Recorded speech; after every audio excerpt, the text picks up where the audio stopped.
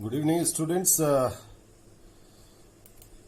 our last session, in the last video lecture, we have done or started with the interventions, right? And we have done, I've tried to explain this SPT model also.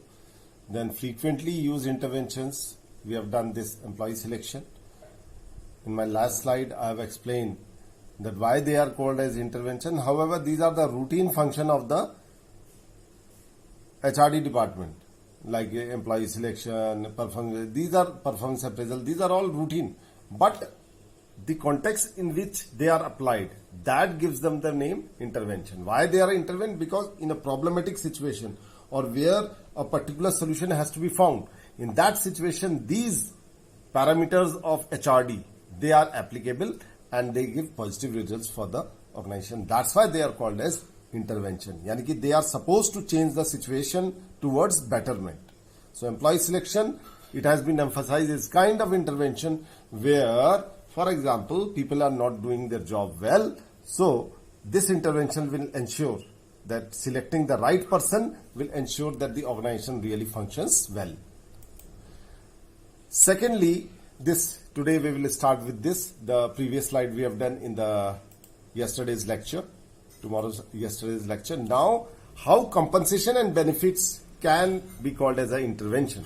Now, compensation programs are monetary and in-kind payment used by organization.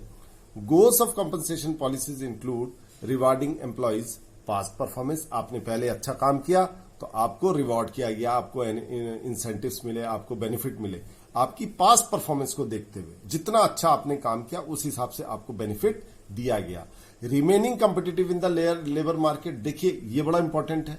इसका मतलब ये हुआ कि अगर आप पे और benefit अच्छा देंगे, कंपनसेशन का मतलब सैलरी एंड वेजेस, अगर आप अच्छा देंगे, staying competitive in the market in terms of compensation and benefit, यानी कि आपकी कंपनी ऑर्गेनाइजेशन अच्छे से अच्छा कंपनसेशन और बेनिफिट दे रही है, तो आप इस रेस में आगे रहेंगे. क्यों? क्योंकि people will be more attracted towards your organisation, right? So remaining competitive in the labor market with respect to compensation and benefit.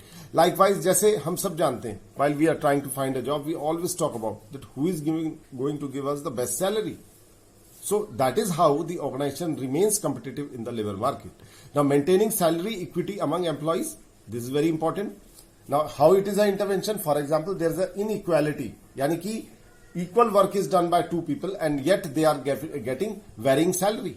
So this creates a atmosphere of dissatisfaction amongst the employees, और जो कि बहुत खतरनाक होता है. आदमी को ये लगता है कि वो काम वो कर रहा है और उतना ही काम मैं कर रहा हूं, बट मुझे वेजेस या सैलरी कम मिल रही है. सो यहां पे ये इंटरवेंशन के तौर पे ये अगर सैलरी इक्विटेबल होगी तो लोग सेटिस्फाइड रहेंगे, लोग अपना मन काम करा के करेंगे and there won't be any grudges.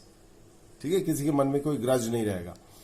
Motivating employees future performances. Naturally आज आपने अच्छा किया है, आपको अच्छा रिवार्ड मिला, तो naturally you will be motivated to give your best next time, next year, on the next accountable year also.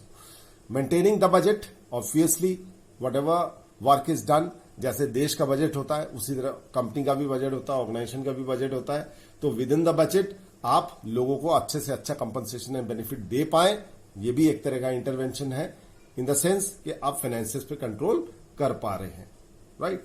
Attracting new employees and reducing unnecessary turnover. नए एम्प्लॉइज, देखिए कई बार organization needs fresh blood. Fresh blood का मतलब नई ideas चाहिए होते हैं, और ये तभी पॉसिबल है जब हम बाहर के लोगों को अपनी ऑर्गेनाइजेशन में लेके आए, तो वो नए आइडियाज, नई चीजें अपने साथ लाएंगे जो कि शेयर की जाएगी. तो depending upon this situation, this can be compensation and benefit if they are given at a very good level. तो naturally people will be attracted towards our organization and we can utilize their capabilities, we can utilize their expertise also. And reducing unnecessary turnover. Turnover का मतलब देखिए क्या होता है बच्चों, कि turnover ratio, there is a rate of attrition और turnover. Turnover का मतलब कि भाई कितने लोग छोड़ के जा रहे हैं, कितने जने ज्वाइन कर रहे हैं. इस चीज में बैलेंस मेंटेन करना बहुत जरूरी होता है, ठीक है, टर्नओवर रेशियो को. तो रिड्यूसिंग अननेसेसरी टर्नओवर यानी कि जो ये लोगों का जाना और आना ये कम से कम हो जाए, तो स्टेबिलिटी आती है ऑर्गेनाइजेशन में. तो इसको भी, so that's why as a HRD intervention compensation and benefits has a multiple role. इन सारी चीजों में ये इंटरवेंशन के तौर पे, यानी कि एक पर्टिकुलर सिचुएशन अगर इनमें से कोई आई तो उसको रिजॉल्व करने के मद्देनजर ये यूज किया जा सकता है। और let me tell you students that compensation and benefits are the one of the strongest intervention if it is applied appropriately in order to bring about justice and equity in the organization as well as satisfaction amongst the employees. As a result, the organization performs better and better. This is a very important thing.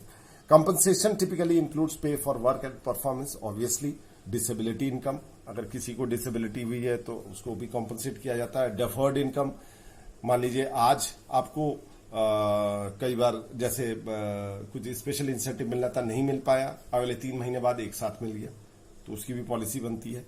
Health, accident, liability protection, ये सब चीजें cover करी जाती है जिससे कि एक security महसूस करे कौन, एक एम्प्लॉय जो कि एक पर्टिकुलर ऑर्गेनाइजेशन में वर्क कर रहा है। लॉस ऑफ जॉब इनकम, ये हमारे यहां तो कम है बट विदेशों में काफी है कि कई बार अगर किसी की जॉब जाती है किसी भी वजह से तो ऑर्गेनाइजेशन उसको किसी दूसरी ऑर्गेनाइजेशन में भी लगवाने की कोशिश करता है, बट ये बहुत कम होता है। And continuation of spousal income where there is a loss due to employees relocation. 2 और हस्बैंड वाइफ एक ही जगह काम करते हैं, अब एक जना दूसरी जगह जाना पड़ रहा है तो नेचुरली उसको कुछ कॉम्पनसेट किया जाएगा क्योंकि अब दोनों को अलग रहना पड़ेगा, ठीक है, उसको भी कॉम्पनसेट किया जाए। तो ये सारी चीजें एक पर्टिकुलर ऑर्गेनाइजेशन में लागू करी जाए इफेक्टिवली, कंपनसेशन एंड बेनिफिट्स को प्रॉपरली अलग अलग कॉन्टेक्स्ट में यूज किया जाए तो it will have a very good effect on the employee morale motivation and as a result the organisation will perform very well. This is the idea. So this is the second.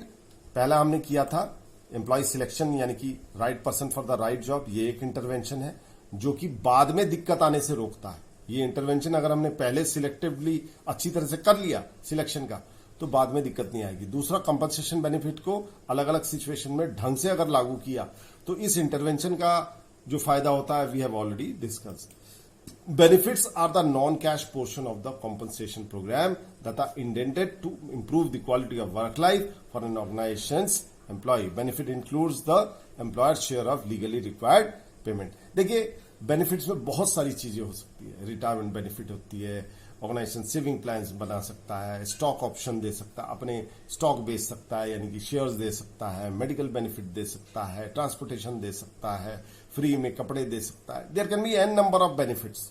अलग अलग level के लोगों को हम अलग अलग तरह का बेनिफिट दे सकते हैं from the lower to the highest level in the hierarchy. We can provide them with many kind of non-cash benefits.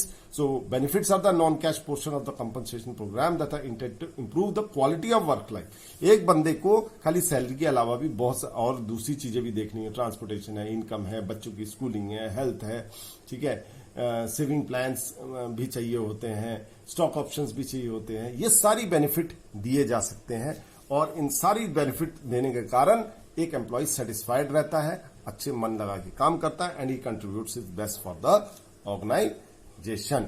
So we will end here our this lecture over here and further we will continue in the next lecture.